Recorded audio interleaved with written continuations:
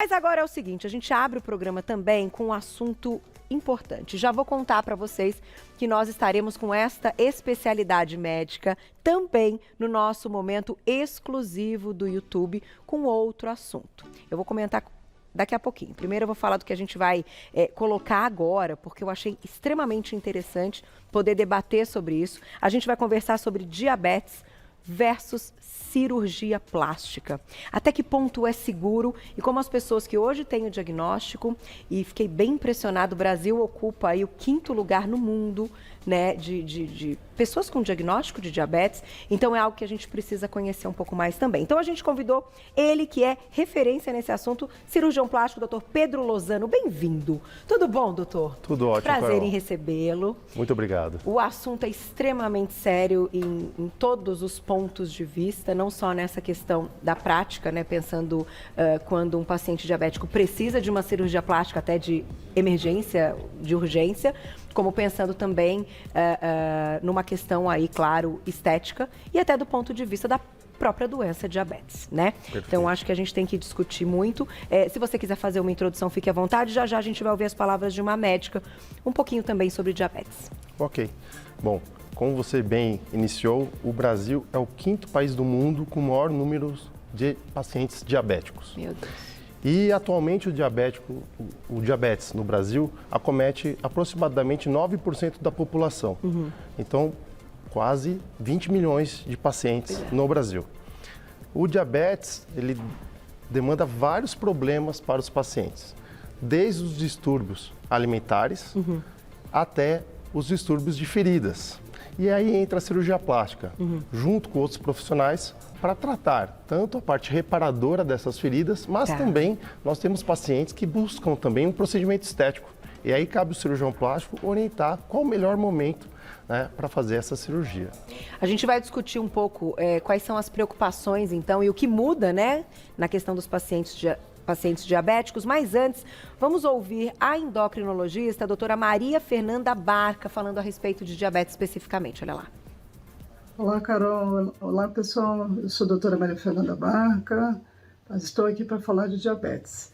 A diabetes é uma doença muito prevalente, milhões de pessoas, e ela aparece muito insidiosa, ela vem devagarinho, muitas vezes a pessoa não percebe. Que tipos de diabetes nós temos? Nós temos a diabetes tipo 1, que é uma doença autoimune. A gente tem a mais comum, a diabetes tipo 2, que está ligada à obesidade, à idade.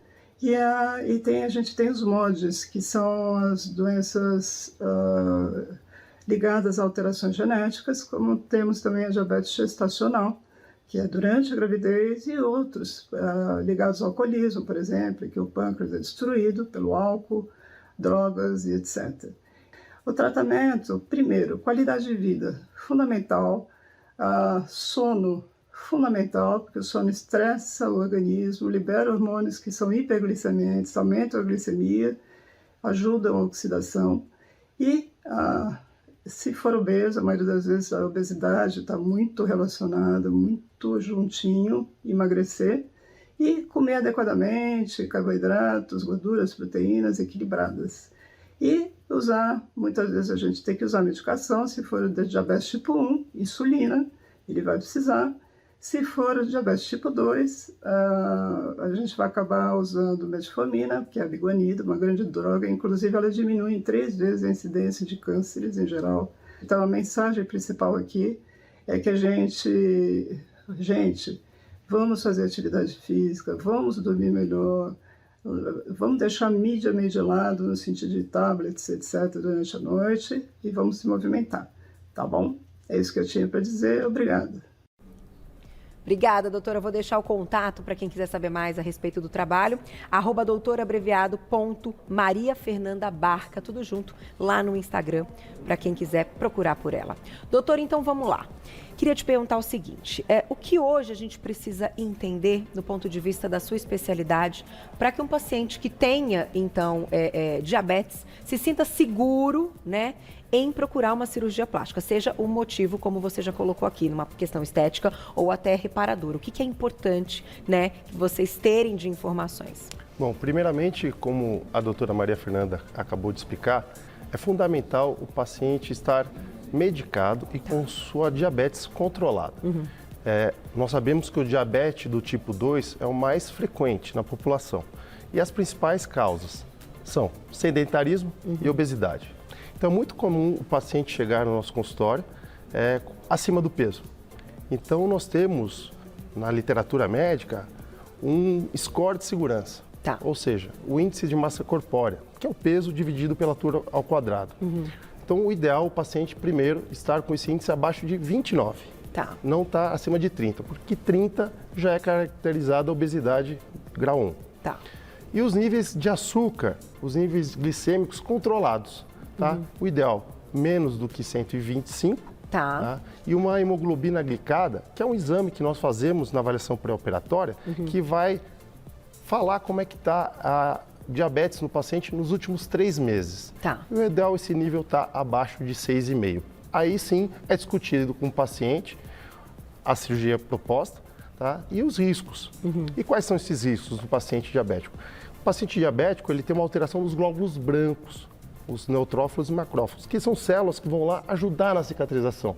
Então é orientado que o paciente, se ele tiver com o açúcar descontrolado, ele tem o maior risco de uma coisa que se chama deiscência, que é isso, alargar ou até abrir a cicatriz. Entendi. Desde que esteja descompensado.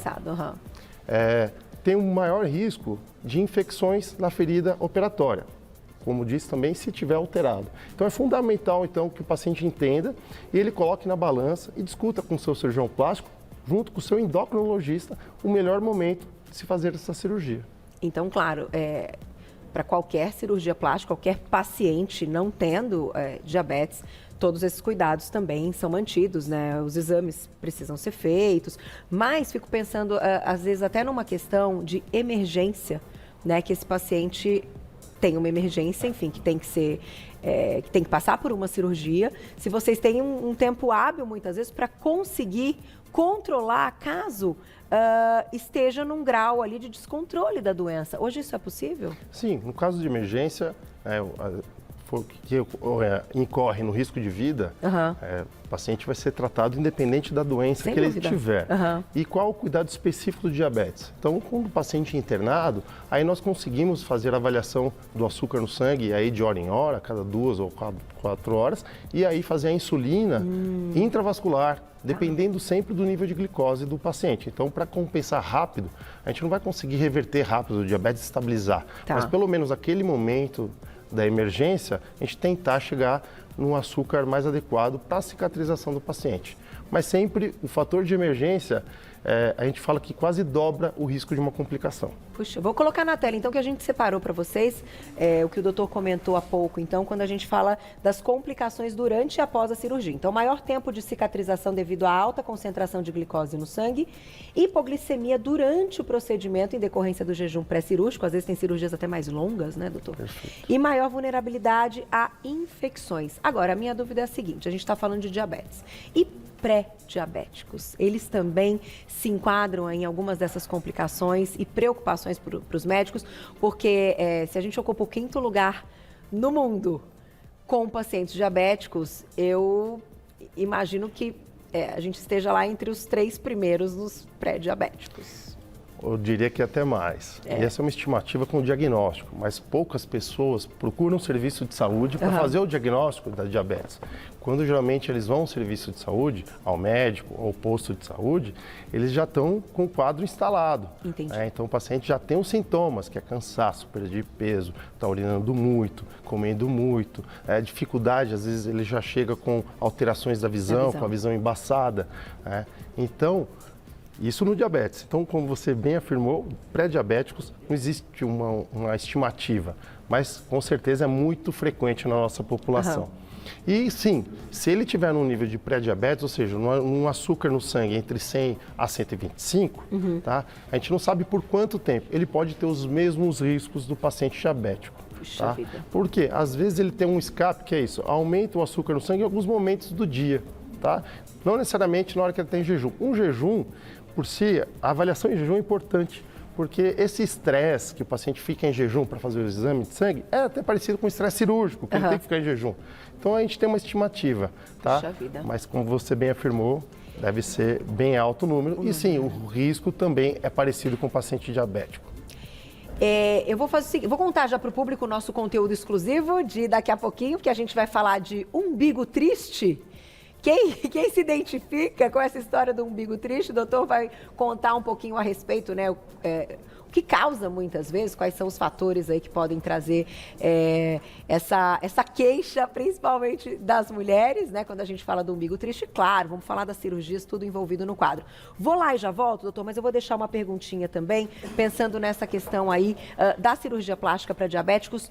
Hoje, pensando no tempo de cada cirurgia, se existe alguma cirurgia que seja contraindicada quando a gente está falando de diabéticos. Você já me conta, porque tem muita coisa para a gente falar aqui, certo? Tinha uma pergunta para o doutor, a gente está falando de diabetes versus cirurgia plástica.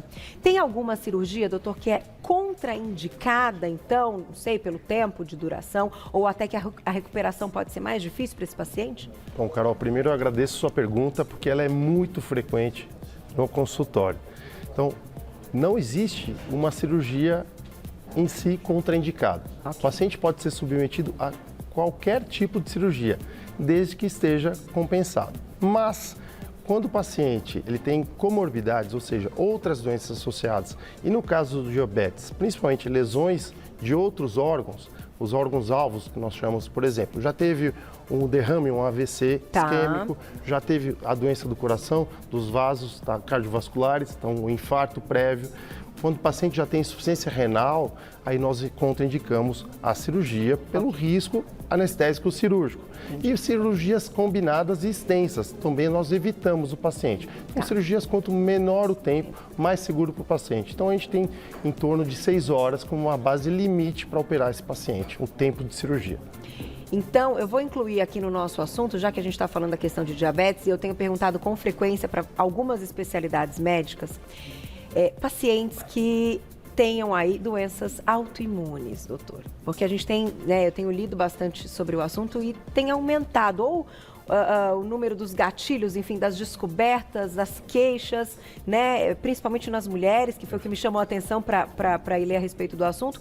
E é uma coisa também que, dentro da cirurgia plástica, pode ter algum problema, dependendo do que é essa doença autoimune, até colocação de prótese. Como é que é isso, doutor?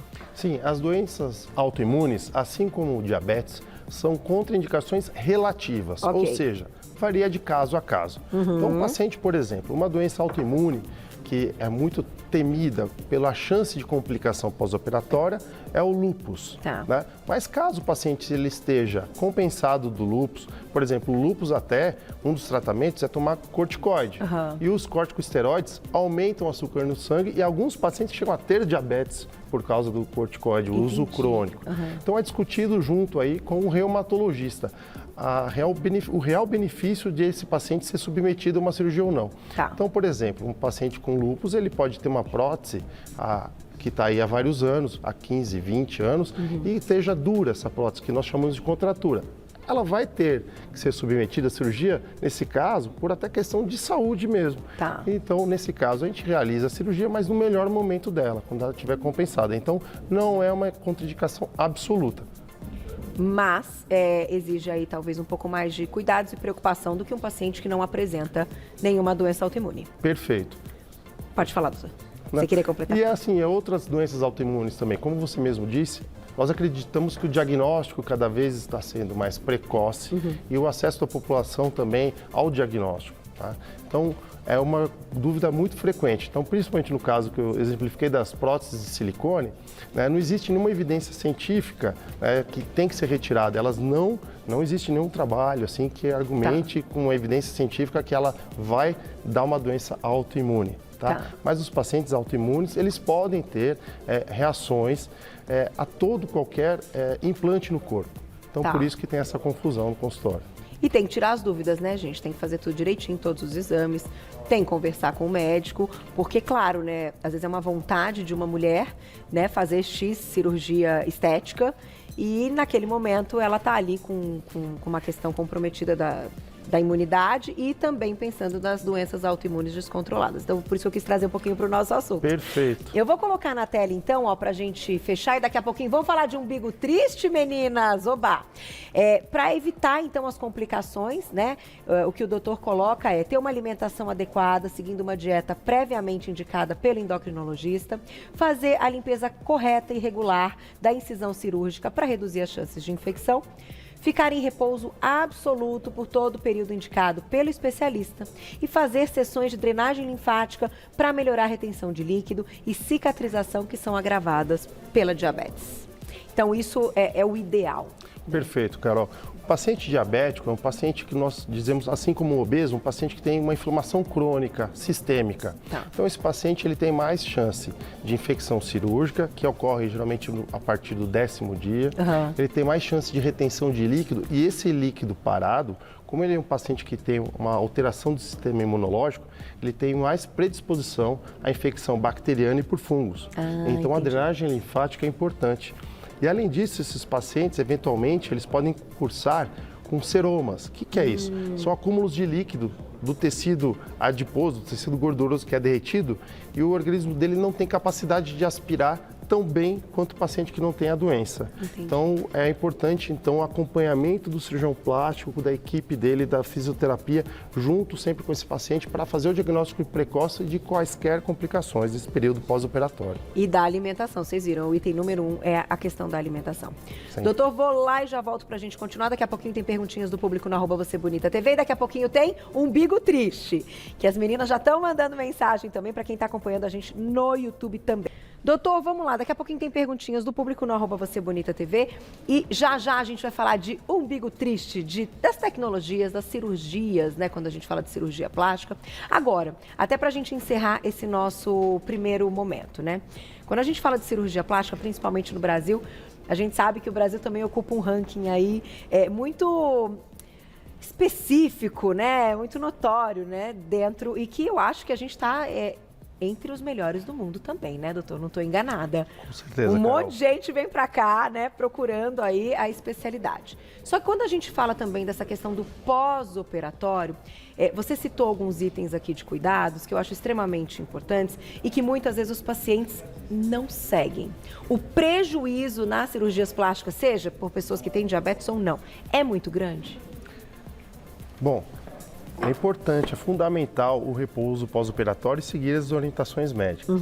Como você disse, o Brasil é líder mundial em números de cirurgia plástica. Uau! O fato de nós sermos um país tropical, né, com uma vasta costa, né, e a cultura de exposição que nós temos corporal. Passamos dos Estados Unidos. Os Estados Unidos hoje ele é líder nos procedimentos não cirúrgicos, como toxina botulínica, preenchedores. Tá. Mas o Brasil também não fica atrás, ele é segundo no mundo. Tá? E nós temos uma escola de cirurgia plástica que é referência mundial, onde várias pessoas de outros países vêm cursar cirurgia plástica aqui no Brasil.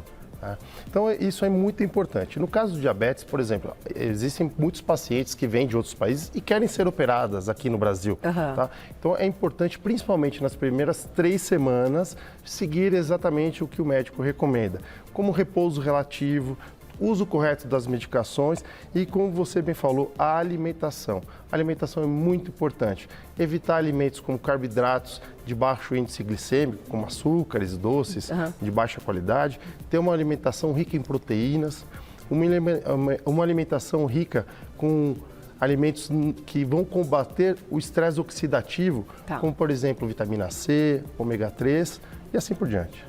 Tá aí. Dá tempo de perguntinha do público, então, pra gente seguir pro próximo conteúdo. Olha lá.